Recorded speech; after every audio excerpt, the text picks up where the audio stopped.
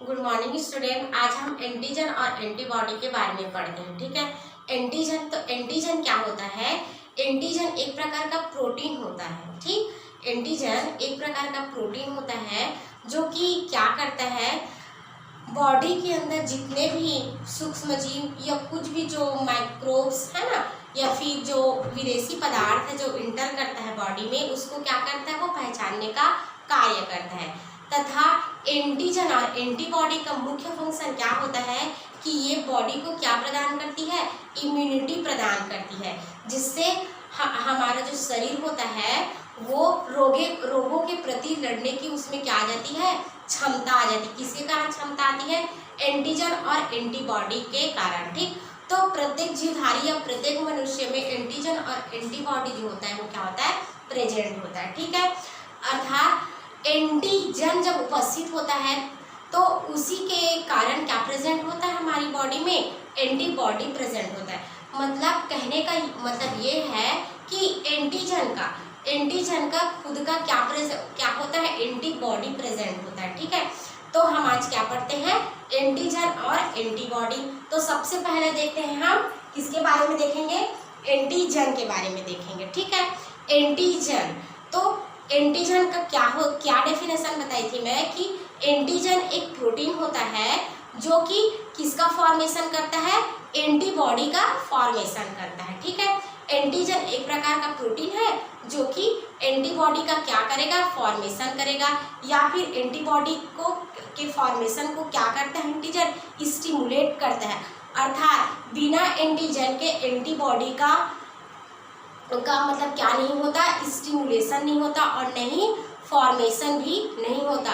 अर्थात एंटीजन जो है वो बॉडी में उपस्थित रहना अत्यंत आवश्यक होता है। क्यों अत्यंत आवश्यक होता है?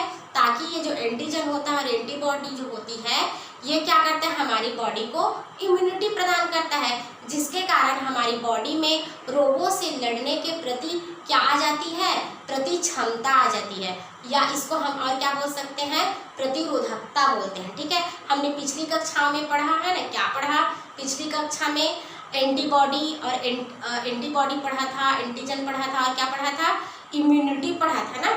तो ठीक है, तो जो एंटीजन होता है ना, ये इसका क्या कार्य होता है, इम्यूनिटी प्रदान करता है। कैसी इम्यूनिटी प्रदान करेगा, ये क्या हमारा बॉडी ऑर्गन है। ठीक है, इस बॉडी ऑर्गन में क्या प्रेजेंट होता है, एंटीजन प्रेजेंट होता है। ठीक है, जैसे ही कोई भी विदेशी पदार्थ, ठीक है, जैसे कोई भी विदेशी पदार्थ जो है वो क्या करता है, हमारी बॉडी में क्या करता है, इंटर करता है। ठीक, जैसे विदेशी पदार्थ हमारी बॉडी में इंटर करता है तो हमारी बॉडी में पहले से क्या प्रेजेंट होता है, एंटीजन प्रेजेंट होता है।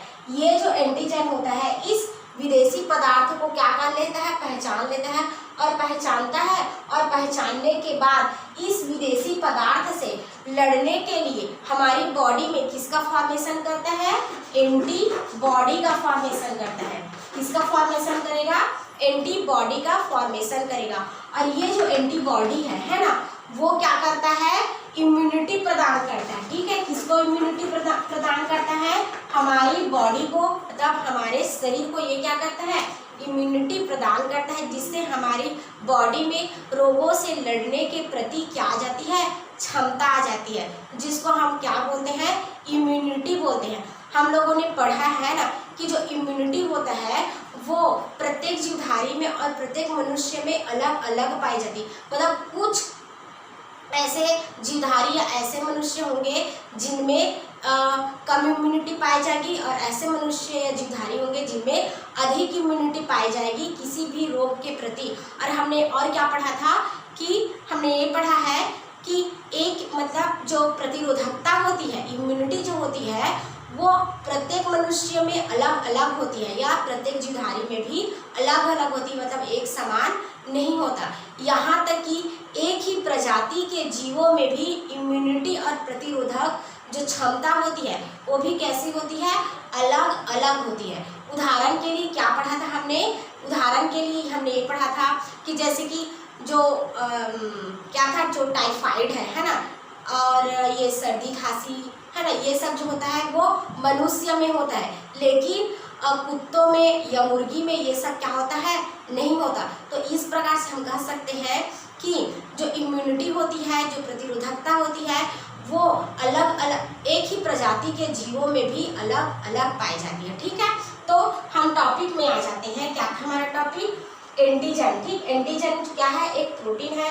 जैसे ये क्या हमारा बॉडी, ठीक, बॉडी ऑर्गन है, बॉडी ऑर्गन में एंटीजन पहले से क्या होता है, प्रेजेंट होता है। जैसे ही कोई विदेशी पदार्थ जो होता है इसको क्या करेगा, इसमें इंटर करता है बॉडी में, तो एंटीजन जो होता है उस विदेशी पदार्थ को क्या कर लेता है, पहचान लेता है। और जैसे ही इस विदेशी पदार्थ को पहचानता है तो एंटीजन इस विदेशी पदार्थ से लड़ने के लिए क्या बनाता है, एंटीबॉडी बनाता है।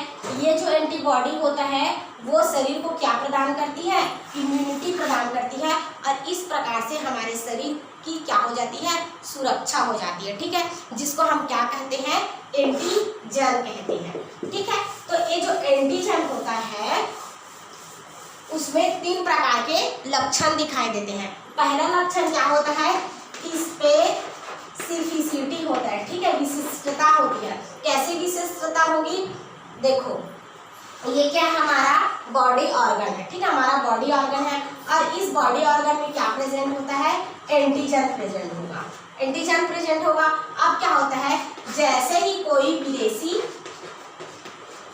ये क्या है, विदेशी पदार्थ है। ठीक है, इस विदेशी पदार्थ, ये विदेशी पदार्थ है, और इसके अलावा और क्या हो सकता है, कोई भी माइक्रोब्स हो सकता है, फफूंद हो सकता है, जीवाणु, बैक्टीरिया, कुछ भी हो सकता है। ठीक है, तो हम यहाँ पर क्या लेंगे, सिर्फ विदेशी पदार्थ लेते हैं। तो विदेशी पदार्थ इस बॉडी को क्या करता है, इन्फेक्टेड मतलब इंटर करने की कोशिश करता है। जैसे इंटर करता है तो ये जो एंटीजन होता है उसको क्या कर लेता है, पहचान लेगा। पहचानने के बाद उस पदार्थ से लड़ने के लिए एंटीबॉडी का ये क्या करता है, एंटीबॉडी का क्या करेगा, फॉर्मेशन करेगा। ठीक है, जैसे ही एंटीबॉडी का फॉर्मेशन होता है तो फिर हमारी बॉडी को क्या प्राप्त हो जाती है, इम्यूनिटी प्राप्त हो जाती है। ठीक है, जिससे शरीर जो है वो रोगों से लड़ने के लिए उसमें क्षमता उत्पन्न हो जाती है। ठीक है, ये क्या था, स्पेसिफिसिटी था। ठीक है, अब दूसरा हम क्या देखते हैं, दूसरा इसमें होता है मेमोरी सेल। ठीक, दूसरा आता है मेमोरी सेल। तो क्या होता है, अब विदेशी जो पदार्थ है ना, वो बॉडी में इंटर करेगा। जैसे बॉडी में इंटर करता है तो ये जो एंटीजन होता है वो क्या करता है, इस विदेशी पदार्थ के साथ क्या करता है, मतलब अभिक्रिया कर लेता है। क्या कर लेता है, क्रिया कर लेता है। विदेशी पदार्थ जो है वो एंटीजन के साथ क्या करेगा, क्रिया करेगा। और जैसे ही क्रिया करता है तो हम जानते हैं, क्या जानते हैं कि हमारी बॉडी में क्या पाया जाता है, लिम्फोसाइट सेल पाया जाता है। क्या पाया जाता है, लिम्फोसाइट सेल। लिम्फोसाइट सेल में हमने क्या पढ़ा था, टी लिम्फोसाइट पढ़ा था और बी लिम्फोसाइट पढ़ा था, है ना। तो यहाँ पे क्या होता है कि यहाँ पे बी लिम्फोसाइट और क्या पाया जाता है, टी लिम्फोसाइट सेल पाया जाता है। ये जो सेल्स होता है वो किसका फॉर्मेशन करता है, मेमोरी सेल का क्या करता है, फॉर्मेशन करता है। और जैसे ही हमारी बॉडी में ये जो मेमोरी सेल है इसका फॉर्मेशन होगा, फिर ये मेमोरी सेल जो है वो किसका फॉर्मेशन करता है, एंटीबॉडी का फॉर्मेशन करेगा। किसका फॉर्मेशन करेगा, एंटीबॉडी का फॉर्मेशन करता है। और जैसे ही एंटीबॉडी का फॉर्मेशन होता है तो हमारे शरीर को क्या प्राप्त हो जाती है, इम्यूनिटी प्राप्त हो जाती है। अर्थात रोगों से या विदेशी पदार्थों से लड़ने के लिए हमारे शरीर में क्या बन जाती है, इम्यूनिटी या प्रतिरक्षा तंत्र बन जाती है। ठीक है, क्या क्या होता है मेमोरी सेल में कि विदेशी पदार्थ जो है जैसे ही बॉडी पे इंटर करता है तो एंटीजन क्या करता है, इसके साथ क्या करता है, क्रिया कर लेता है। जैसे ही क्रिया करता है तो बॉडी में क्या प्रेजेंट होता है, B lymphocyte cell, T lymphocyte cell present होता है। ये जो लिम्फोसाइट सेल है वो मेमोरी सेल का क्या करता है, फॉर्मेशन करता है। और जैसे ही मेमोरी सेल का फॉर्मेशन करेगा ये मेमोरी सेल जो है वो दूसरे बार जब और विदेशी पदार्थ का क्या होता है, आक्रमण होता है, तो उस विदेशी पदार्थ को मेमोरी सेल क्या कर लेता है, पहचान लेगा। पहचानने के बाद मेमोरी सेल क्या करता है, उस विदेशी पदार्थ से लड़ने के लिए हमारी बॉडी में एंटीबॉडी का क्या करेगा, फॉर्मेशन करेगा। और ये जो एंटीबॉडी होती है वो शरीर को क्या प्रदान करती है, इम्यूनिटी प्रदान करती है, जिससे क्या होता है हमारा जो शरीर होता है वो रोगों के प्रति लड़ने की उस पे क्या आ जाती है, क्षमता आ जाती है और हमारा शरीर जो है वो सुरक्षित हो जाता है। ठीक है, तो ये क्या था, मेमोरी सेल था। अब तीसरा क्या देखते हैं हम, तीसरा होता है रिकॉग्नाइज होता है। क्या होता है, रिकॉग्नाइज होता है। रिकॉग्नाइज में हमने पढ़ा था, क्या पढ़ा था, रिकॉग्नाइज मतलब होता है पहचानने की क्षमता। ठीक है, आप लोगों को याद होगा रिकॉग्नाइज हमने पढ़ा था, किसमें पढ़ा था, सेल मेम्ब्रेन में पढ़ा था, है ना। सेल मेम्ब्रेन जो होती है क्या है, एक कोशिका अंग है जिसमें क्या होता है, रिकॉग्नाइजेशन पाई जाती है, अर्थात सेल जो होता है वो खुद के सेल को क्या करता है, पहचानता है। ठीक है, और क्यों पहचानता है, क्योंकि उसमें क्या पाई जाती है, ग्लाइकोप्रोटीन पाई जाती है, इसलिए।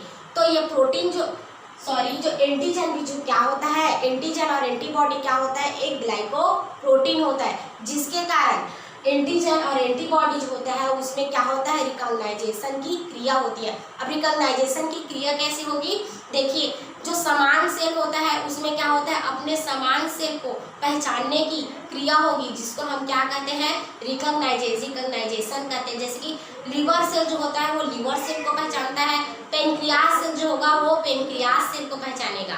ठीक है, तो इस प्रकार की क्रिया क्या कहलाती है, रिकॉग्नाइजेशन की क्रिया कहलाती है। तो हम किस में देखते हैं रिकॉग्नाइजेशन की क्रिया को, एंटीजन में देखते हैं। तो एंटीजन में क्या होता है, जैसे ही कोई भी जो विदेशी पदार्थ जो होता है वो क्या होगा, बॉडी पे इंटर करेगा। जैसे ही बॉडी पे इंटर करता है तो ये जो एंटीजन होता है वो उस विदेशी पदार्थ को पहचान लेता है। अब बॉडी में केवल विदेशी पदार्थ ही नहीं है, बहुत सारे जो एंटीजन के खुद के पदार्थ भी होंगे, है ना। तो ये क्या करता है, विदेशी पदार्थ को और स्वयं के पदार्थों को में क्या करता है, ये पहचान करता है कि कौन सा पदार्थ एंटीजन का है और कौन सा पदार्थ एंटीजन का नहीं है। अर्थात जो पदार्थ एंटीजन का नहीं होगा तो उस पदार्थ को ये बॉडी से, सेल से क्या कर देता है, बाहर कर देता है, जिसको हम क्या कहते हैं, रिकॉग्नाइजेशन की क्रिया कहेंगे। ठीक है, अर्थात समान सेल को या खुद के सेल को पहचानने की क्रिया क्या कहलाती है, रिकॉग्नाइजेशन की क्रिया कहलाती है, जो कि किसमें पाया जाता है, एंटीजन में पाया जाएगा, जो स्वयं के पदार्थों को और विदेशी पदार्थों को क्या करता है, पहचानता है, और पहचानने के बाद जो अलग विदेशी या अलग वाला पदार्थ रहेगा उसको बॉडी या सेल से क्या कर देगा, बाहर कर देगा। ठीक है, तो एंटीजन में क्या क्या क्या पाया जाता है, स्पेसिफिसिटी पाई जाती है, मेमोरी सेल पाया जाता है, और क्या पाया जाता है, इसमें रिकॉग्नाइजेशन की क्रिया पाई जाती है। ठीक है, अब ये क्या था हमारा एंटीजन। ठीक है, तो एंटीजन जो टॉपिक है वो समाप्त हुआ। अब उसके बाद क्या देखते हैं हम, एंटीबॉडी देखते हैं। ठीक है, तो प्रत्येक जो मनुष्य होता है उसमें एंटीबॉडी, या प्रत्येक जो जीवधारी है उसमें एंटीबॉडी क्या होती है, प्रेजेंट होती है। अर्थात एंटीबॉडी क्यों प्रेजेंट होती है, इम्यूनिटी प्रदान करने के लिए क्या प्रेजेंट होती है, एंटीबॉडी प्रेजेंट होती है। अर्थात कि कोई भी क्या मतलब जो एंटीजन होगा, एंटीजन की उपस्थिति के कारण ही एंटीबॉडी क्या होती है, प्रेजेंट होती है। ठीक है, एंटीबॉडी क्या होता है, एक प्रकार का ग्लाइकोप्रोटीन होता है।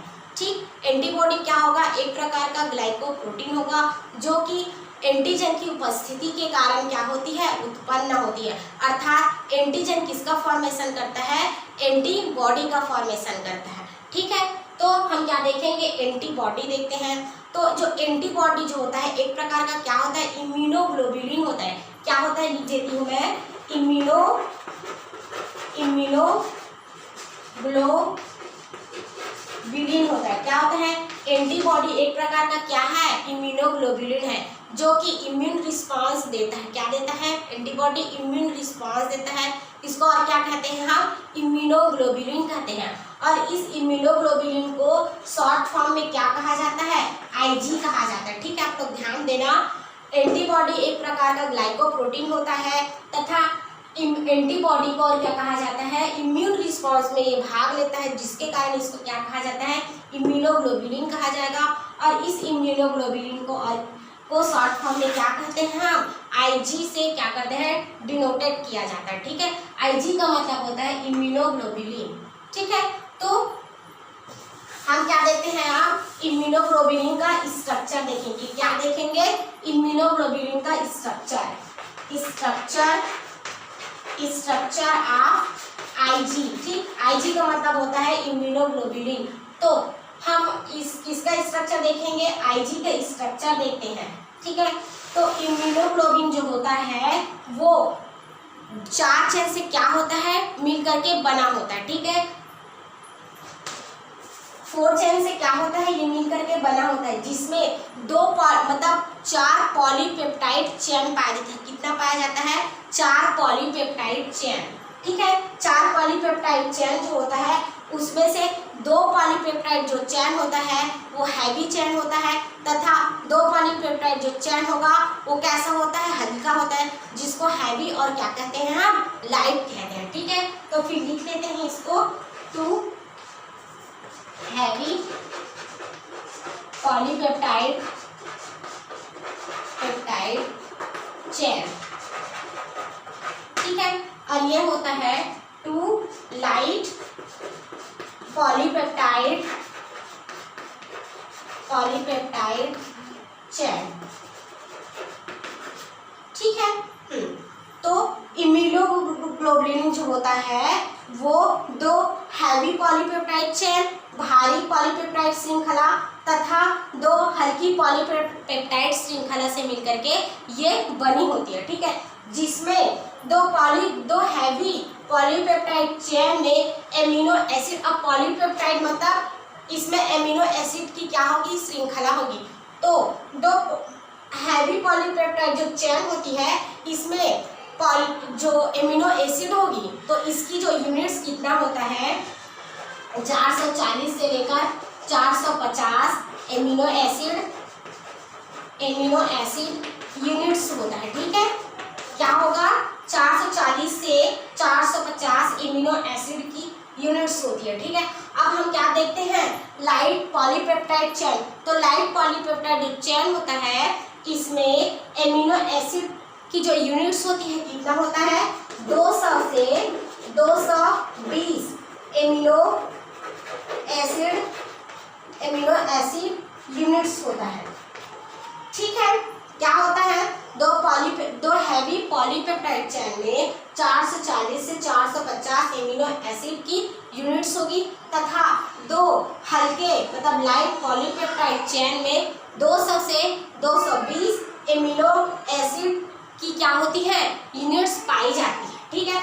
अब तीसरा क्या होता है, तीसरा कैरेक्टर की हैवी पॉलीपेप्टाइड जो चेन होता है इसको A से डिनोटेड किया जाता है, तथा लाइट पॉलीपेप्टाइड जो चेन होता है इसको L से क्या किया जाता है, डिनोटेड किया जाता है, ठीक है। और दोनों मतलब हैवी पॉलीपेप्टाइड चेन और लाइट पॉलीपेप्टाइड चेन, इन दोनों के बीच एक बॉन्ड पाया जाता है, मतलब दोनों जो है वो एक बॉन्ड के द्वारा जुड़ा रहता है, जिसको क्या कहते हैं, डाई सल्फाइड बॉन्ड, ठीक है। तो हैवी पॉलीपेप्टाइड चेन और लाइट पॉलीपेप्टाइड जो चेन है वो डाई सल्फाइड बॉन्ड के द्वारा क्या होता है, जुड़ा रहता है, ठीक है। और इसका चौथा कैरेक्टर और क्या है कि जो हैवी पॉलीपेप्टाइड जो चेन होता है ये कैसा होता है, कांस्टेंट भाग होता है, ठीक है। ये कैसा भाग होता है, कांस्टेंट भाग होता है, तथा लाइट पॉलीपेप्टाइड जो चेन होता है वो कैसा भाग होता है, वेरिएबल भाग होता है। कैसा भाग होगा, वेरिएबल भाग होगा, ठीक है। एक बार देख लेते हैं, ठीक। आईजी इम्यूनोग्लोबुलिन जो होती है उसमें 4 पॉलीपेप्टाइड चेन होता है, जिसमें से 2 हैवी पॉलीपेप्टाइड चेन होगा, 2 लाइट पॉलीपेप्टाइड चेन होगा, जिसमें क्या होता है कि एमिनो एसिड यूनिट्स जो होती है वो हैवी पॉलीपेप्टाइड चेन में 440 से 450 होगी, तथा एमिनो एसिड की यूनिट जो है वो लाइट पॉलीपेप्टाइड चेन में 200 से 220 होता है, तथा इस हैवी पॉलीपेप्टाइड चेन को S से और लाइट पॉलीपेप्टाइड चेन को L से डिनोटेड किया जाता है, तथा इस हैवी पॉलीपेप्टाइड चेन तथा लाइट पॉलीपेप्टाइड चेन दोनों के मध्य कौन सा बॉन्ड पाया जाता है, डाइसल्फाइड बॉन्ड पाया जाता है, अर्थात H और L जो श्रृंखलाएं होती है वो डाइसल्फाइड बॉन्ड के द्वारा जुड़ा होता है, ठीक। और क्या देखते हैं हम, हैवी पॉलीपेप्टाइड जो चेन होता है वो कांस्टेंट भाग होता है, तथा लाइट पॉलीपेप्टाइड जो चैन होता है वो कैसा भाग होता है, वेरिएबल भाग होता है, ठीक है। अब उसके बाद हम क्या देखते हैं कि मनुष्य का जो बॉडी होता है उसमें 5 प्रकार का क्या पाया जाता है, इम्यूनोग्लोबुलिन्स पाया जाता है, या फिर हम क्या देखेंगे, टाइप्स ऑफ इम्यूनोग्लोबुलिन्स देखेंगे, ठीक है। टाइप्स ऑफ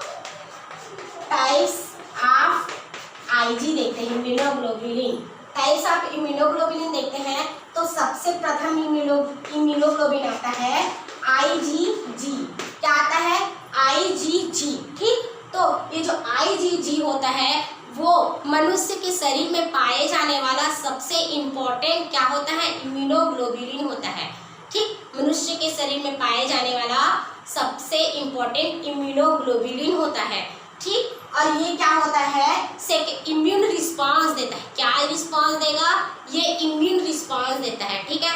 2 प्रकार का रिस्पांस होता है, एक प्राइमरी इम्यून रिस्पांस होता है, दूसरा होता है सेकेंडरी इम्यून रिस्पांस होता है। तो आईजी जो होता है वो सेकेंडरी इम्यून रिस्पांस देता है, ठीक है। क्या देगा, सेकेंडरी इम्यून रिस्पांस देता है, ठीक है। ये क्या देगा, सेकेंडरी इम्यून रिस्पांस देता है। तथा जो आईजी होता है इसमें एंटीबॉडी की जो प्रतिशत मात्रा होती है वो कितनी होती है, 80 से 85% होती है। कितना होगा, 80 से 85% होती है। तथा इसका जो जीवन काल होता है, इसका क्या होता है, जीवन काल, इसका जीवन काल जो है वो कितने दिन का रहता है, 25 दिन का रहता है, ठीक है। तो आईजीजी जो होता है वो सबसे इम्पोर्टेंट इम्यूनोग्लोबुलिन्स होता है जो कि सेकेंडरी रिस्पांस देता है, हाँ। और इसमें एंटीबॉडी की जो प्रतिशत मात्रा होती है वो 80 से 85 होती है। तथा इसका जीवन काल कितने दिन का होता है, 25 दिन का होता है। और क्या होता है इसमें आईजी में कि ये क्या करता है, प्लेसेंटा को पार करता है, किसको पार करता है, इसमें मोस्ट इम्पॉर्टेंट ये कैरेक्टर है आईजीजी का कि आईजीजी एक ऐसा इम्यूनोग्लोबुलिन होता है मनुष्य में जो पाया जाता है वो कि ये प्लेसेंटा को मतलब भ्रूणी जो प्लेसेंटा होती है उसको ये पार करता है, ठीक है। मतलब भ्रूणी प्लेसेंटा को ये क्या करता है, पार करता है। तथा और ये क्या करता है कि जो भ्रूण को क्या करता है, ये इम्यूनिटी प्रदान करती है। कौन इम्यूनिटी प्रदान करता है, आईजीजी, ठीक है। क्या करेगा, ये भ्रूण को इम्यूनिटी प्रदान करती है। तथा इसका मेन कैरेक्टर एक और होता है कि इसमें ऑप्नोसिस होता है। क्या होता है, ऑप्नोसिस होता है। ऑप्नोसिस मतलब क्या होता है कि ये फेगोसाइटोसिस की क्रिया को क्या करता है, बढ़ाता है। किसकी क्रिया को बढ़ाता है, फेगोसाइटोसिस। अब फेगोसाइटोसिस क्या होता है, हमने पिछली कक्षा में फेगोसाइटोसिस के बारे में पढ़ा था। फेगोसाइटोसिस में क्या होता है, इसमें डेड सेल और जो खराब सेल ऊतक होता है या जो माइक्रोब्स होता है, रोगाणु जो होता है उसका ये क्या करता है, भक्षण करता है, जिसको हम क्या कहते हैं, फेगोसाइटोसिस की क्रिया। अर्थात जो आईजी इम्यूनोग्लोबुलिन होगा वो क्या करता है, फेगोसाइटोसिस की क्रिया को बढ़ाता है, जिससे माइक्रोब्स तथा रोगाणु जो होते हैं वो क्या हो जाते हैं, नष्ट हो जाते हैं, ठीक है। तो ये क्या था, हमारा पहला था आईजीजी इम्यूनोग्लोबुलिन था। अब सेकेंड इम्यूनोग्लोबुलिन आता है आईजीए, ठीक है। दूसरा क्या आता है, आईजीए आता है, ठीक है, आईजीए। तो आईजीए जो होता है वो सेकेंडरी इम्यूनोग्लोबुलिन होता है। इसका दूसरा नाम क्या होता है, सेकेंडरी इम्यूनोग्लोबुलिन, ठीक है। तो इसकी जो मनुष्य में क्या होता है, पाया जाता है। तो इसमें एंटीबॉडी की प्रतिशत मात्रा जो होती है वो कितना होता है, 10% होता है, ठीक है।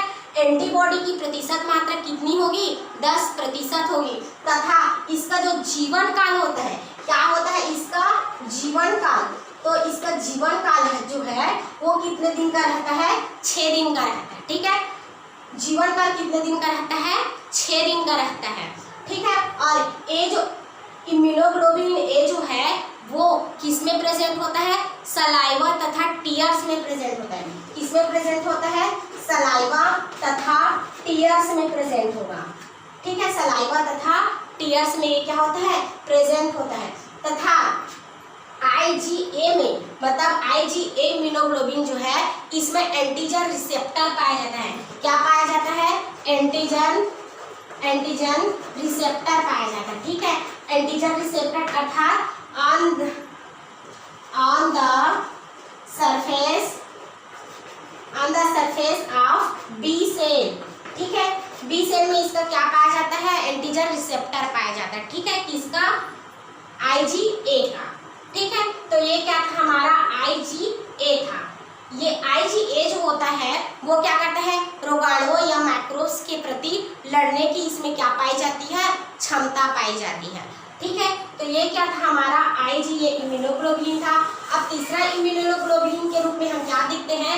IgM देखते हैं। क्या देखते? तीसरा क्या देखते हैं हम? IgM। ठीक है, तो IgM जो है वो क्या है? देखो, ये जो है ये भी क्या देता है? इम्यून रिस्पांस देता है। ठीक है, कौन से इम्यून रिस्पांस देगा? प्राइमरी इम्यून रिस्पांस देता है। ठीक है, IgM जो है वो प्राइमरी इम्यून रिस्पांस देता है। ठीक है, हाँ, प्राइमरी इम्यून रिस्पांस देगा। लेकिन हमने सेकेंड में क्या देखा था? पहला जो IgG है वो सेकेंडरी इम्यून रिस्पांस देता है, लेकिन IgM जो है वो प्राइमरी इम्यून रिस्पांस देगा। ठीक है, अब उसके बाद क्या देखते हैं कि जो IgM जो है इसकी एंटीबॉडी की प्रतिशत मात्रा कितना होता है? इसमें 5 से 10% होगा। कितना होगा?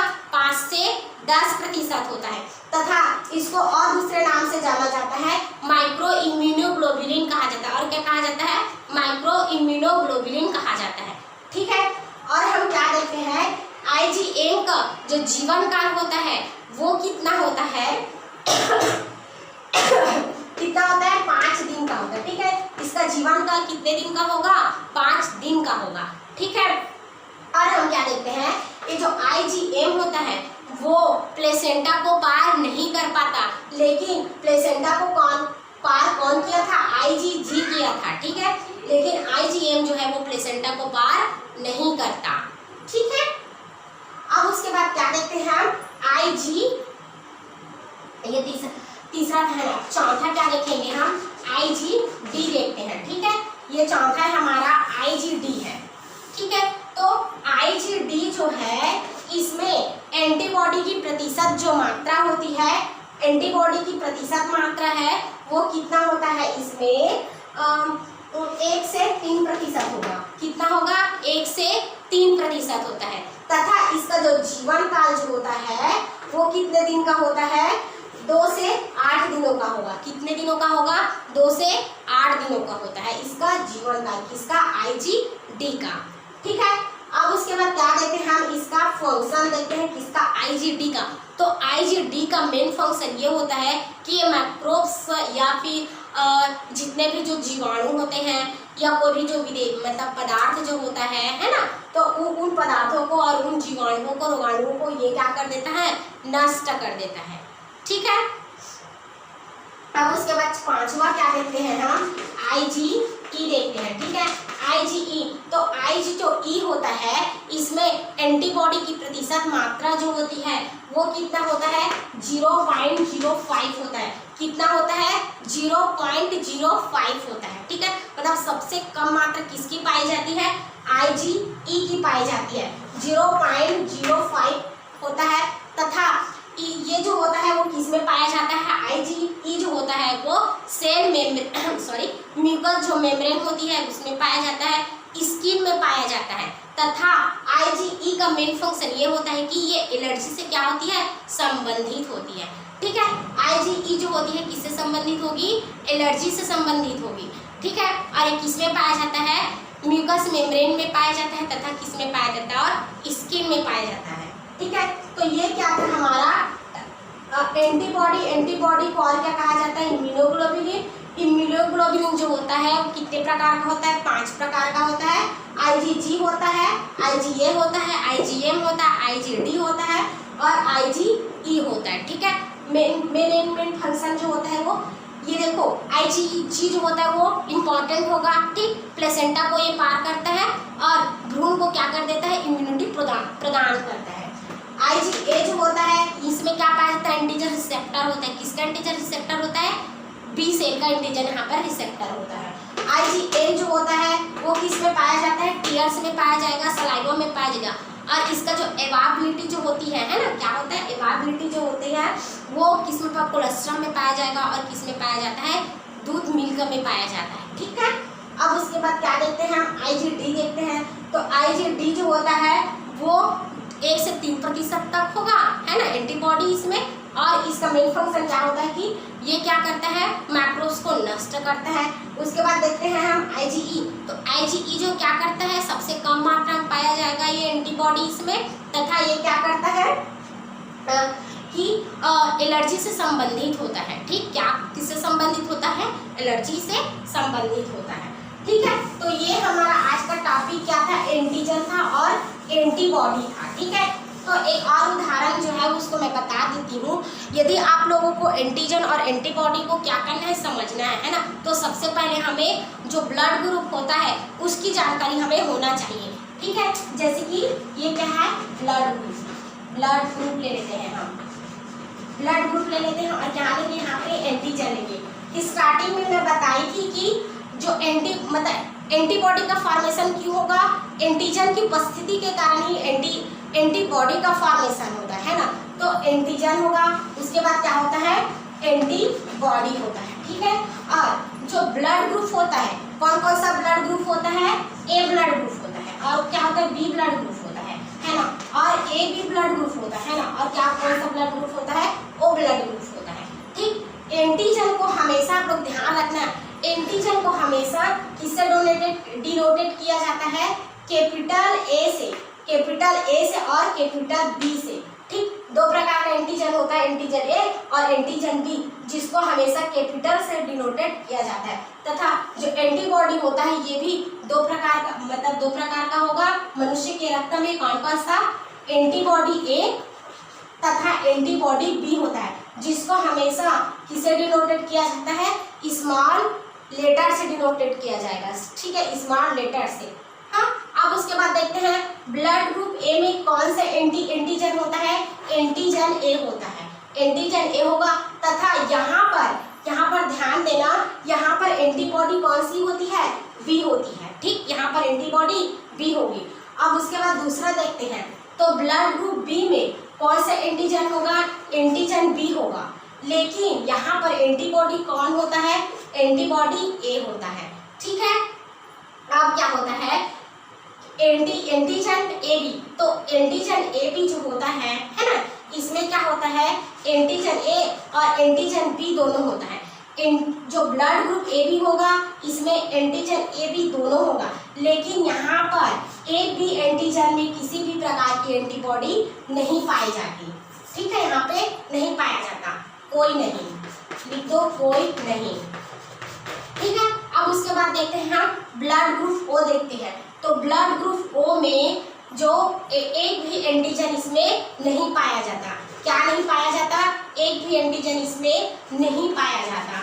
और जो ओ ब्लड ग्रुप होता है इसमें कौन सी एंटीबॉडी होती है, एंटीबॉडी ए व एंटीबॉडी बी, ये दोनों होता है। ठीक है, एंटीबॉडी ए व एंटीबॉडी बी ये दोनों होता है।